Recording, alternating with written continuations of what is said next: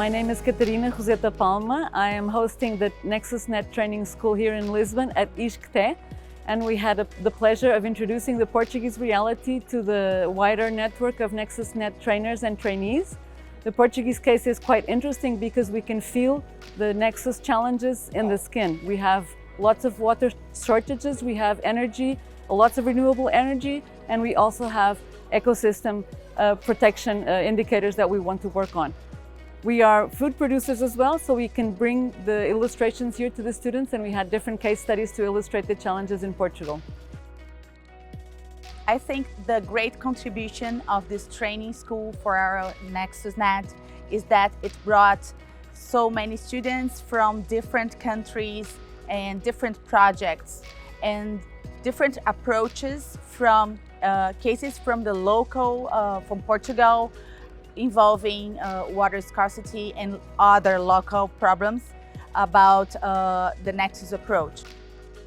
I was honored to attend the first training school of NEXUSNet. It was a very valuable opportunity to talk to very experienced researchers, and we had to do case studies in extensive length, and we have the opportunity to develop in a measure that we couldn't imagine we could do in such a short amount of time. The result was really exciting because we had the opportunity to meet face to face and to bring all these people together and to create these cool projects that the students are presenting, and to transpose this passion that we have about the Nexus. So this was our opportunity to really pass this on and allow everyone to feel enthusiastic about what we are doing. This is the new group of leaders, the leaders of tomorrow on the Nexus, and we're happy to have them here in Portugal. It's been a very good occasion for the trainees for clarifying some application of the concept of equity to the world of Nexus, which means in particular water, food and energy. I think that the greatest contribution of this training school has been the exchange of innovative ideas that youngsters are having, and I think also that this will be a great feedback loop into our expertise, because we are fostering education for youngsters and we want them to be the future leader of this action. I'm here to help with the training, but also to learn how we can better network with our ExcelNet project and the Cost Action project. And so I found this an excellent week so far. The students are great, and there's lots of good lessons we can learn. I know this is the first one this project is doing, and I hope we can do many more, and especially the linkages with the US and Africa is what I'm interested in. I think that one of the main objectives or results is that they have a clear common view about the Nexus. They are committed to this, they understand the trade-offs and the synergies. They know that they have to work together to solve the future challenge. They did these case studies that they invented, or they were thinking how to work together towards this. Though they know very well that now it's possible to arrive to a Nexus thinking, what we now say Nexus thinking, of working together in a systematic way. Training school of NEXUSNet gave me really good experience, including the except for the mechanical engineering department, especially as well as the environmental engineering department. It's going to be really so great opportunity for me, and then also bridge interacting with the interdisciplinary. I'm really excited because of this training school. I have a great time. I met a lot of person, and I made a good contact for the future. I learned a lot about VFS systems. I need to admit that I didn't hear before about this system, but now when I heard, I know how to use water, energy and food, and how to think about consumption in right way.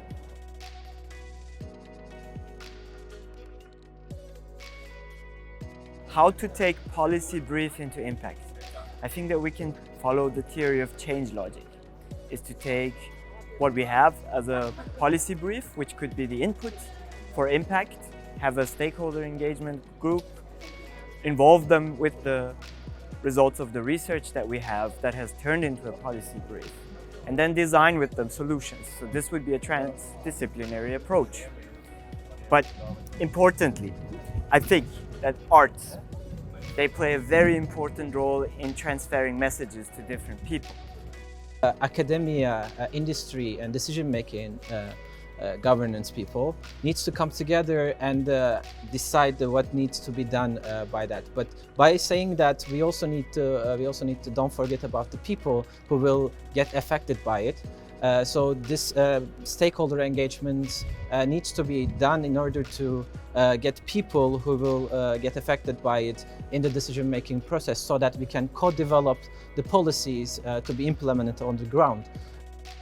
Knowing who we want to reach out to, in this case policy and decision makers, understanding what ticks them, so what really interests them and how things should be communicated, should also then be acclimatized for their purpose or adjusted for their purpose. Whether they come in the form of policy briefs, infographics, or any form of communication, to the places or to the forums where these policymakers are. So really accompanying the policy process and get them involved as well and engage them in the production of these policy briefs, for example. Moving from policy brief to policy impact is done by foot, meaning there is no way of fast transportation. We need to look at the lesson learned, focus on incentive, focus on real case studies, and try to convince people with simple and very effective measures. I think in order to make policy briefs to go to policy impacts, we have to bring everybody to the table, to come with the stakeholders, all of them in politicians or academia with several sectors like economics, environmental, engineering, and put the problems for them to solve together. So that's the only way for us to move forward from policy to action. I think the most important resource to use to move from policy brief to policy impact is modeling, because you can talk and you can discuss with your stakeholders all day, but if you don't quantify the problem and quantify your response and quantify the variables and project and see what your impact will be, you're just going to waste a lot of time, energy, and money on nothing. The biggest obstacle in front of moving from policy brief to policy impact is the gap between the academia and the society and the policymakers. And I think that we all speak different languages, and when we move to different stakeholders, these gaps gets bigger. And another challenge is the fact that there is the lack of systems thinking. So I believe when I take into consideration all of these challenges, I believe that the key is the collaboration and the engagement of all of these parties at every stage of the path, which goes at the very beginning of policy brief to the end, until the end of the policy impact. And today, I believe moving from policy briefing to policy impact, I believe since it measures the extent to which changes can be made, I believe the use of a concept map or mind map can really help in disseminating necessary information, because policy briefs are enormous in volume and policymakers need to really understand the concept and why we are doing this. So I believe in the use of mind map and concept mapping can empirically explain what is being done in this policy and how it can also help them in effective implementation of these ideas.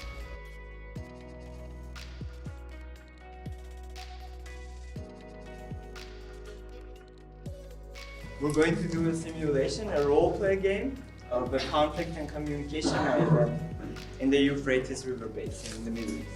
We're going to have the countries from upstream to downstream: Turkey, Syria, Iraq, Iran, and then we're going to have the role of the UN. So each of these countries are going to have four of the stakeholders which are the subject of this NEXUSNet: water, energy, food, and ecosystem. The United Nations roles, which will be distributed among four of the lecturers or the organizers. One of them would be regarding the role of refugees. One of them, equity, especially focused on gender. Another one on biodiversity. Another one is going to moderate. They have to play their roles internationally, they have to be neutral, and they have to be impartial. We have also randomly distributed countries to ourselves, and we're going to be in each group, and we're going to guide the discussions based on climate adaptation, water shortages, and biodiversity loss. Then the selected rapporteur comes and gives a pitch for 2 minutes. So what is their stakes and what are their priorities? After this, we're going to explain a scenario of what's going on and what we want to do.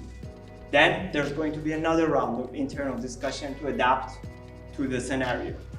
Here we allow for external meetings as well. So countries or different stakeholder groups, they could go together and they could lobby, they could come up with other solutions. Then we come to the end. So about this situation scenario that we have, what can you offer? What is the effect on that, what you're offering on your country internally?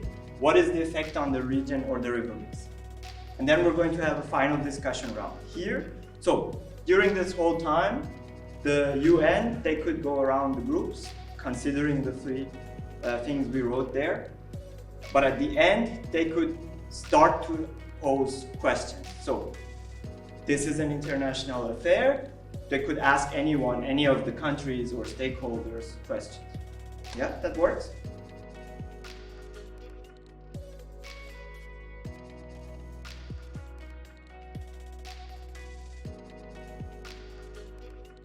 Really delighted me to see people and nature in the Nexus as a headline. So we want to take and move at the theoretical level the implementation of Nexus solutions beyond, so moving beyond implementation, of course acknowledging that this is obviously still a problem in many places, but to also start looking at how we can also increase the resilience of Nexus solutions through public empowerment.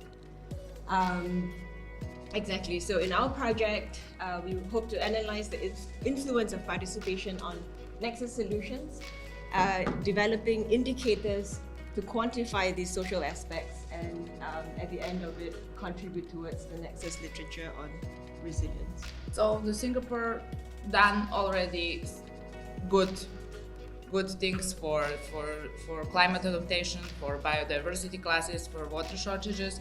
But if we want to go a step further, we have some policy options for these problems.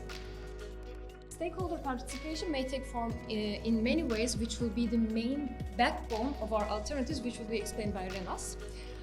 The stakeholder participation will allow us to have continuous input during the development of the policies, but also their inputs during the monitoring of their applications, so that citizens are truly a part of the solution. Came up with a couple solutions to tackle the problems that we also defined along the way.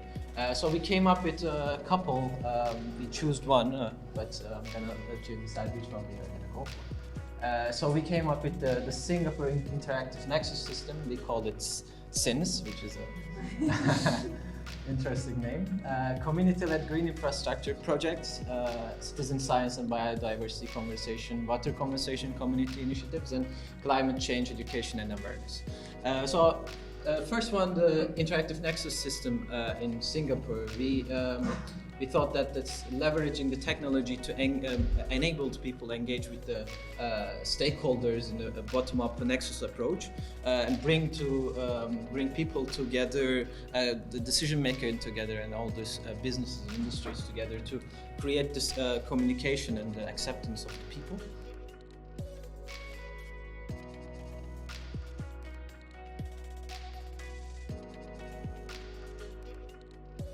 Our case study is the famous Mayan Empire, the Mayan civilization in Central America. So you thought wrong. We went rogue. So the Mayan Empire. Why did we pick the Mayan Empire? The Mayan Empire is very unique in that it grew rapidly.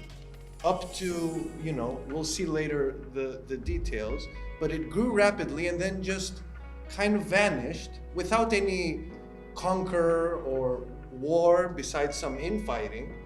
And the historians and people believe that the real reason this empire collapsed was water, energy, food, ecosystem reasons.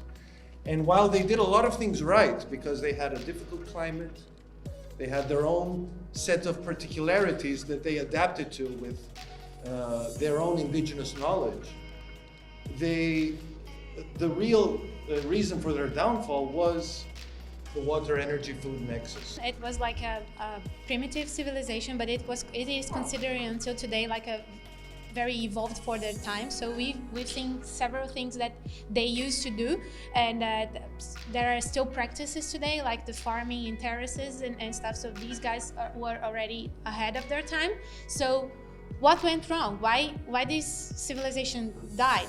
So we will see some what researchers believe to be like the main causes of the death of the civilization, which were like three: like overuse of land, climate change, like droughts, severe droughts that affected the region, and warfare between the different tribes inside of the empire. I'd like to thank you all for participating in this wonderful first training school of our network. It was a great opportunity for networking, for learning, for interchanging, for knowing people, and I learned a lot. And I would like to thank everyone from NEXUSNet.